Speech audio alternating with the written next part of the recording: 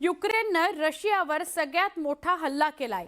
युक्रेननं रशियाच्या तब्बल 500 किलोमीटर पर्यंत आत हल्ले केल्याचं सांगितलं जात आहे। रशियावर हल्ल्यानंतर झेलेन्स्की यांनी आक्रमक प्रतिक्रिया दिली।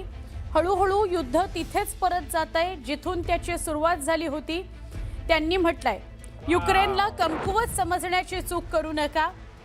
या हल्ल्यात 4 नागरिकांचा मृत्यू झाला, यात एका भारतीय नागरिकाचा समावेश आहे, तर 3 जण जखमी झालेले आहेत।